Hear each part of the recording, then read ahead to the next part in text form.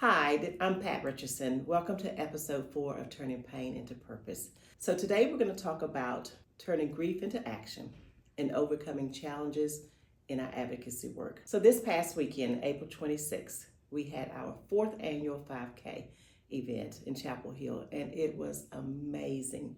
The weather was fantastic. I could not have asked for more. We haven't counted all the money yet, but we are confident to say we raised approximately $18,000 net. After we pay out all of our bills, we'll have enough money to take care of those backpacks and academic scholarships that we're going to provide this year. I would say this year our largest challenge, I think, was having new committee members working our event and being able to transcend some of those responsibilities to some of our newer folks. One, you never have enough people. But we have lots of students. Sometimes that can be overwhelming because we had about 35 students. So then you have to manage all those volunteers when you have more volunteers than you actually need. But in actuality, we needed more people on our planning committee. The challenge of making sure you have enough people in the planning aspect of it is so key. And being inside of a school, a lot of times the schools have these cement and these brick walls that the Wi-Fi cannot get through. So technology can be your friend or it can be your enemy.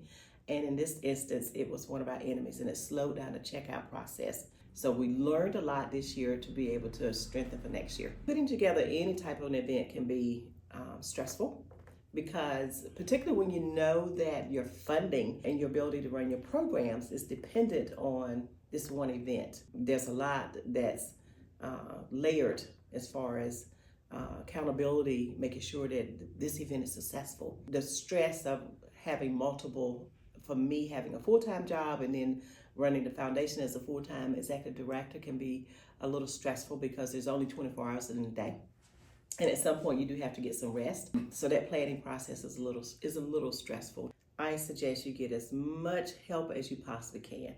You know, a lot of times when you have a committee, you may say, okay, we have 5 people, and that may seem like a large number, but in actuality, you need maybe 9 people, because sometimes people fall off your committee because of other commitments that they have, family commitments and life commitments and work commitments and so on. Over embellish your number of support people that are there to help you on your committee. You start building your corporate partnerships, not just a few months before, but start building your corporate partnerships the entire year. And don't just rely on the 5 months ahead or the 4 months ahead of the event to say, now it's time to ask for sponsors. Go ahead and start building those relationships along the way. You know, even though the sponsors may not donate at that time, but get their commitment, because sponsors also have timelines as to when they donate their funds. Rest during the planning cycle. You know, get adequate rest, step away, have a second person that's in charge and not just yourself. Have a second person that knows just as much as you do about the event, and they can also be the go-to person. They can also be the cheerleader. Also, a student intern is also great because, you know, they have to have a certain amount of hours, and so they're going to do the work. Most of the time they're excited. They want to learn, and then just finding people in the community who have talent.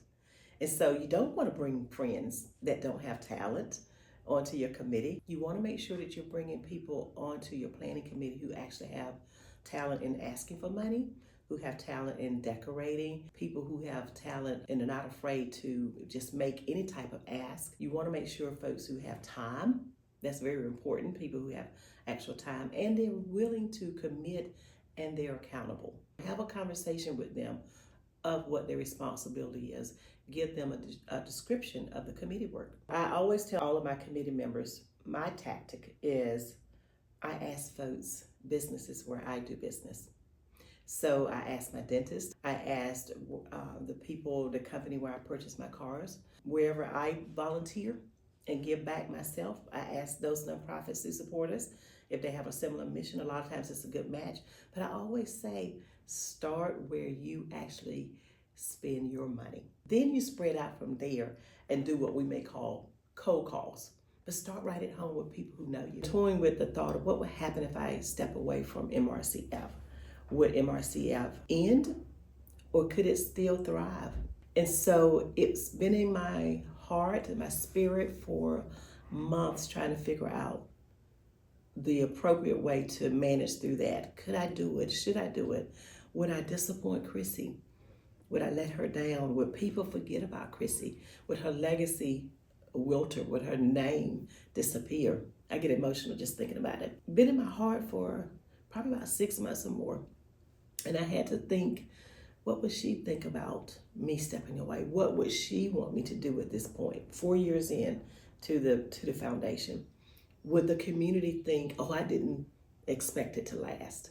And so I had to process all of that in my mind, in my heart, in my spirit, and talk to Chrissy about it and talk to God about it and listen. I decided to make the decision to say, I do not have to be the executive director, but I can still be involved, but I can take another role like an advisor, and the foundation can actually hire an executive director, someone that can run the day-to-day operations, and then I can step aside and do other activities such as the podcast, which I love, telling our story, helping other folks with their grief, discussing how they started their legacy building for their loved one, just all the different things that I want to be able to share and tell and experience with other people who have lost loved ones as well. Skill sets that it takes to run a nonprofit or foundation is not just something that I have. You know, I'm attached to it, of course, because I'm Chrissy's mom, but someone else can step in and do this work. In 2026/2027, I will step away from the foundation. So if you're interested, let me know. And this will be a part-time position for someone who cares as much about the community as I do, that are compassionate about children, youth, want to make sure that they're getting what they need. But I know that the work can still continue and still be done. This weekend was so fantastic. It thrust me back into this energy of you can do it all.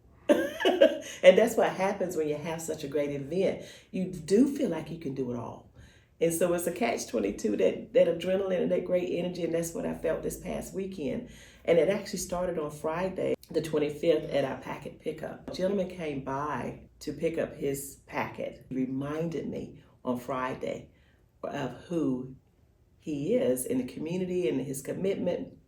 And so he just reminded me about how he met me the first year, and I shared my story. And we're just chatting. And so I said, okay, it's time for me to register you and get you checked in and all that. He had already registered. It's time for me to get you checked in, to give you your bib and all of that good stuff, and give you your goodie bag. And I'll see you tomorrow.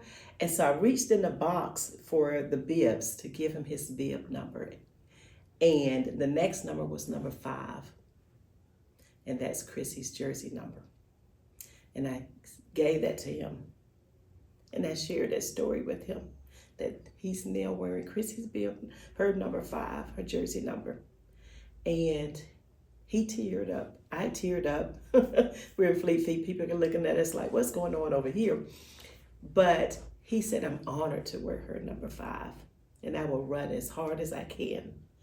And so we exchanged numbers, information. And so when Saturday came and he was there, he came and saw me, of course, and checked in. We got a good hug. And I said, enjoy yourself. Win in your category if you can. Have fun, and I'll see you when you come back. When he came back, he caught up with me in between 200 so people. He finally caught up with me and turned me around, and he said, I made it back. And he said, guess what happened? And I said, what? He said, I actually beat the guy I was competing with, and I didn't know I was going to do it. He said, but when I felt like I was not going to beat him, he said, I patted my chest, my number 5. And when I said number 5, he said, I took off like a bullet. And I actually ran in front of the guy that I was competing with, the whole run just back and forth. And the guy kept inching ahead of me the whole time. And I ran past him and I beat him. And I just thought, I said, Chrissy was running with you. We talked a lot about committee. And committee work is so important. And I just really think that, because I've sat on committees, and and looking back, I've been a bad committee member before. I know I've been a bad committee member. I know I've been a bad board member. Because now that I'm on this side of it and looking back and reflecting at my own experience and my own impact and how I've contributed to other nonprofits, I could have done better. And so if I ever do this again, get on, become somebody's board member or committee member, I want to raise my engagement. It's hard work. It is hard work, but it's so rewarding. It dawned on me, the company wrote this races that did our timing this year, first time working with them. They're a for-profit company that they put on races across the country. And we were just comparing about strategies about being on site for the 5K and what that looked like with staffing and just the work behind the scenes for the 5K. And I said, Jim, so how do you keep everybody engaged and motivated and doing the tasks, making sure the tasks are happening? And he said, well, these people work for me. They're on payroll. And I said, oh, that is a huge difference. When you're working with volunteers, it's different. It is optional. They're giving 110%, working as hard as they can. But at the same time, as a volunteer, you cannot fire them. Technically, you cannot make them feel like they're not doing the best that they can because they are volunteering, and for all intents and purposes, they are doing the best that they can. Versus when they're, someone's getting paid, the metrics and the expectations and how you measure all of that is different, and they have to learn everything in that time frame. Versus when they're working for a company, they got all year to learn the ins and outs. So that was interesting for me. You have the opportunity, and me just looking back, to go to the venue a couple of times before your event and literally role play what that looks like being inside that space and almost doing a mock setup one or two times would work. Because when you have new volunteers and people who don't have that historical data, it can look like a foreign landscape for them because it's just like, they can't envision what this could look like. Now, when you have returning people, that's wonderful. If you can have returning people that have that historical data, that's great. Raising the money for the 5K does provide the backpacks, and we scale that money out. We make sure that we try to hit that mark with our sponsors.